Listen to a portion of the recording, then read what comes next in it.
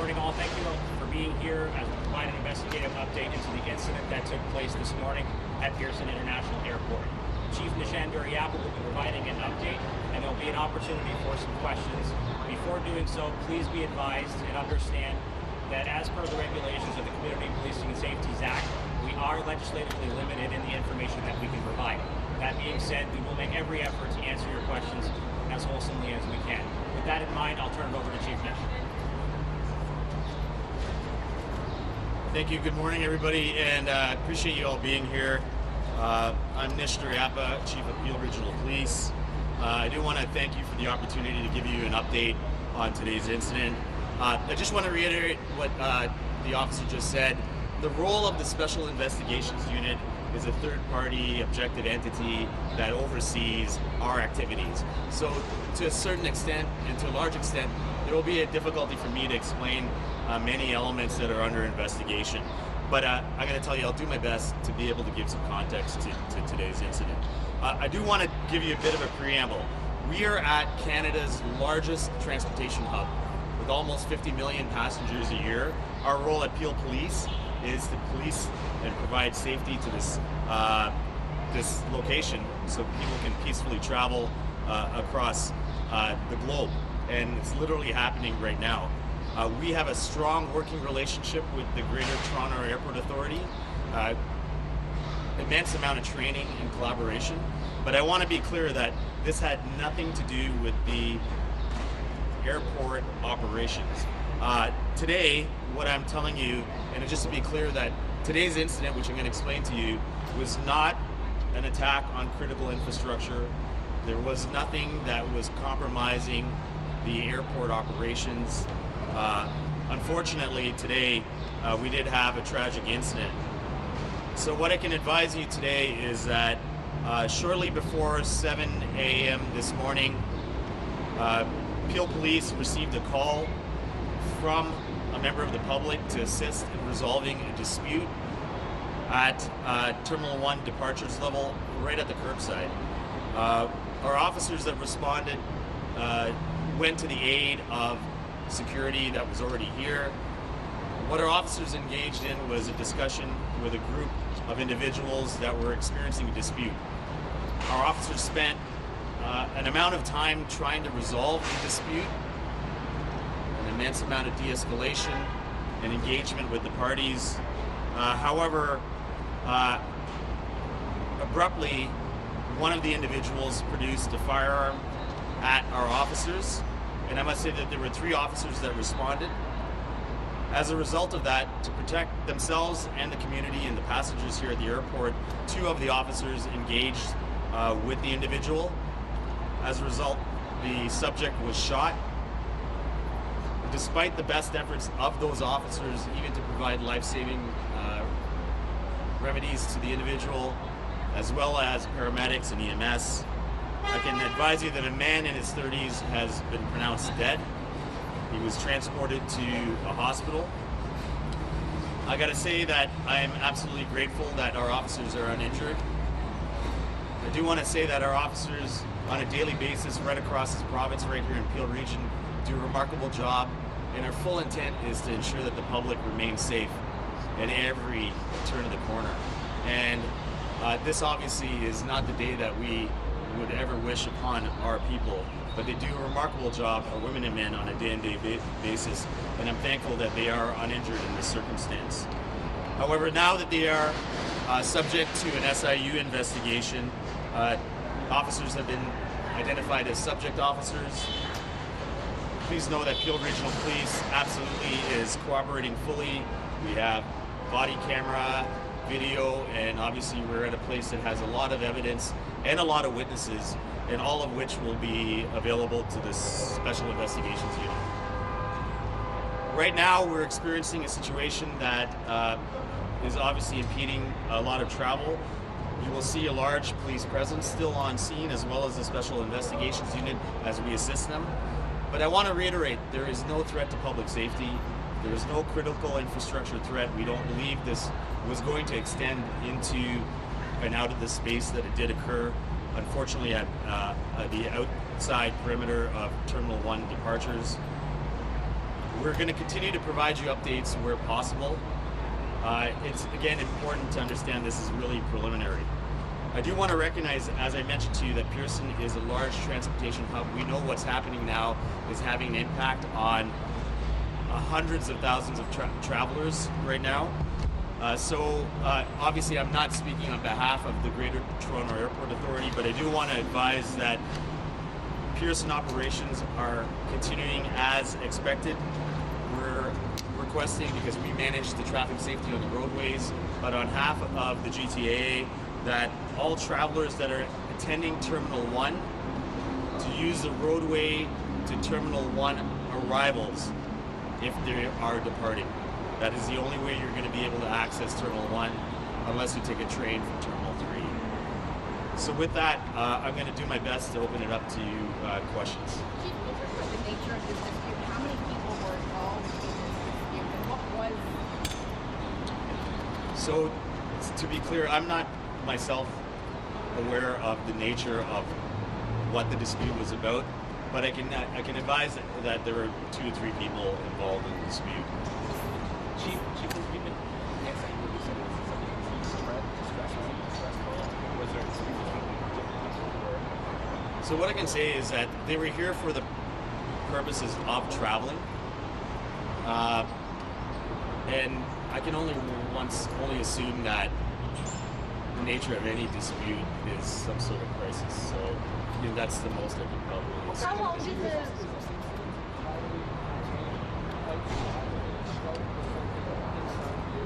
It is 100% contained outside, also in proximity of one vehicle.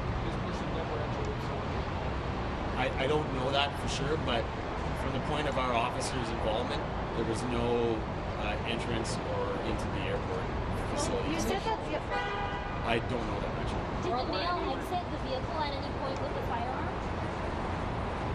One of the individuals produced a firearm at our officers, at which point 2 out of 3 officers engaged the subject. And was he in the car? Point the firearm?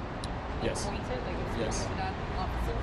Yes. Is the individual fire the firearm? I don't know that. Did he point the gun at anyone else, like a security guard?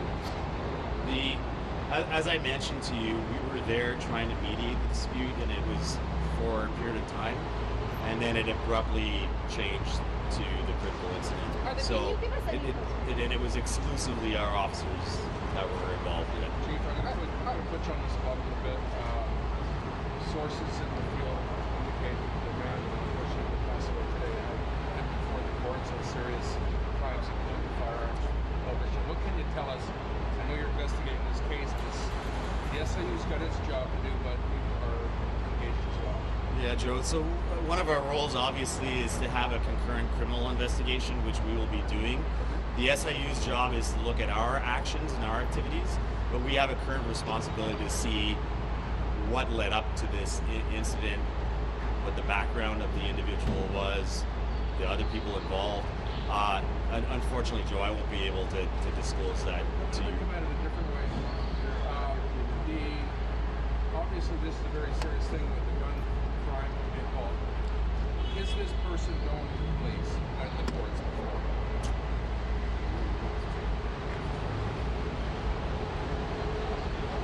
Joe, I don't know if we can confirm or deny that. I'm sorry to put you on the spot. No. Hey, listen, I'd love to be able to tell you more, but I just can't. Obviously, I think this is my own experience, but these officers saved a very big situation here at the airport. There's a lot of people there. We don't know anything about what's going to happen if they were involved. I know it's early and the SIU is doing its thing, but I mean, this is amazing police work, from my judgment. Hey Joe, can I tell you, on a daily basis, right across this region, in this airport specifically, our people mitigate and resolve issues hundreds of times a day. Here at Peel, we get 2,000 911 calls a day, and our women and men are constantly resolving things. And I just ask you to just check what's happened in the last 5 years here. It's, our people do an amazing job, but in certain circumstances, we also have a responsibility to protect not only their own lives, but goes around them, and today was one which they obviously had the precedent of that space. How long Are were the police people here involved? before? Are they all adults? And what is their relation to each other? Could this be domestic? Was it a family issue? And were they all adults? I can confirm that they're all adults, and the subject is a man in his 30s. Chief, how long, you said that your officers were trying to help resolve this dispute. How long from when they arrived at this vehicle to when the gun was pulled and the shots were fired did that take? I believe it was plus or minus 10 to 15 minutes. Can you just clarify for us? That shot was traveling. Is that, am I understanding that correctly? The man. We know that the group was here for the purposes of travel. Was he with anyone? We don't know if that was the individual. Obviously, I won't be able to comment on that. But they were here for the purposes of travel. And everyone involved in this dispute was from that one vehicle, or they're outside? They were all, as we understand it, known to each other. And were they all in that one vehicle?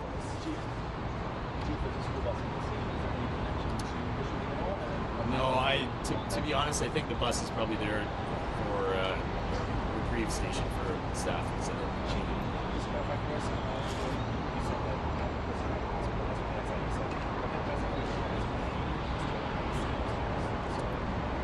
No, my information is so I'm just corrected with the information.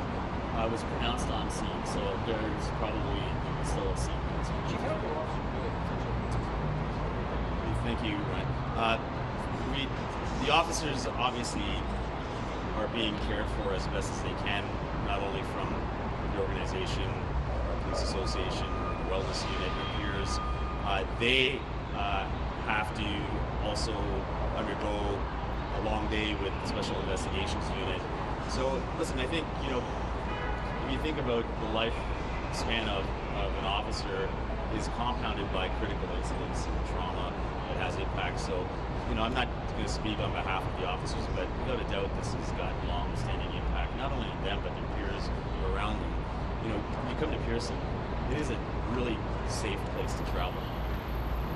And most of the reasons you're traveling here is to get to a place that you want to be that's a positive at the end of it. And so when you police that environment, you also have an expectation that you're not likely to experience that here. So it does have an impact on our team, and I appreciate you asking.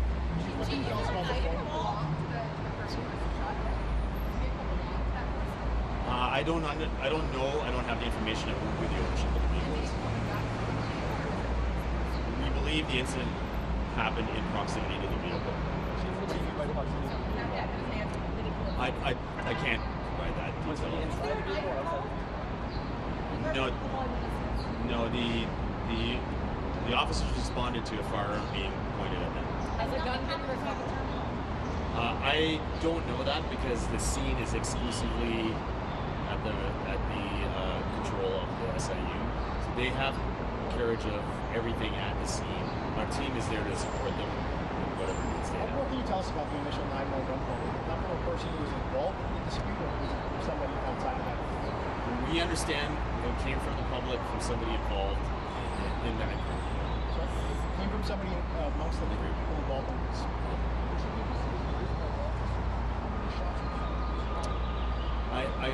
So back to my earlier statement, the type of evidence, as soon as a critical incident where the loss of life or bodily harm occurs, where we've been involved and a member of the public, the SIU assumes control over everything, even the scene itself.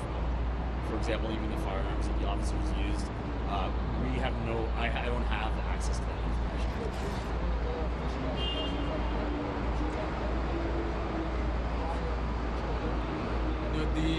As I said to you, we responded initially to a call for assistance from a member of the public to help mediate and resolve the dispute.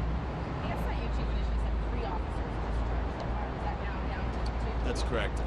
The information, as I understand, has been corrected.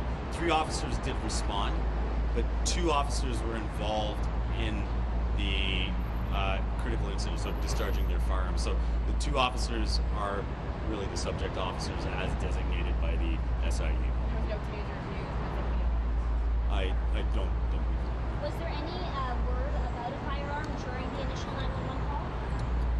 No, as I said to you, we responded to what we believed was just a dispute, and for quite a long time, for a few minutes at least, the officers did their best to try to mediate it. So at that point, there was no information of that level of risk.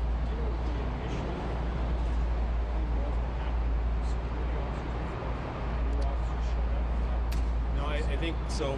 If you travel to Pearson, you'll understand that it's a large ecosystem of a lot of people trying to maintain travel, right? So we're just one part of that. So in this case, there's GTA, there's security, airport security. If you've come here, you know you can't park at certain places. There are people that are responsible for that.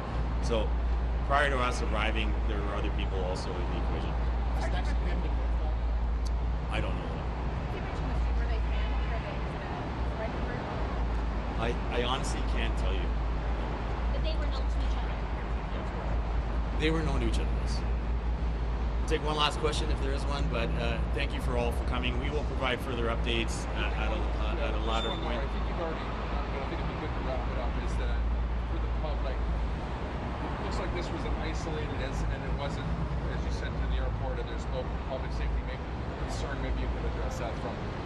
Yeah, so I think in this day and age, the biggest concern obviously is there any threat or risk to critical infrastructure like airport travel?